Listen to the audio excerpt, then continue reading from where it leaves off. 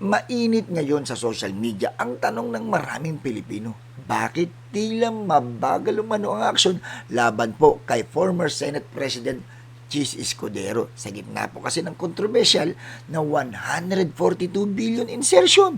Ito po yung issue niya sa 2025 national budget. Ayon po sa mga lumabas na aligasyon, may umano'y money trail, witness testimonies, kickback system at flood control anomalies na iniimbestigahan.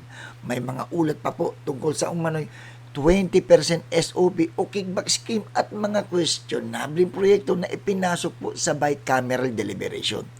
Usap-usapan din po ngayon ang umano'y 9 billion allocation para sa Sorsogon at iba pang malalaking budget allocation sa politically connected areas.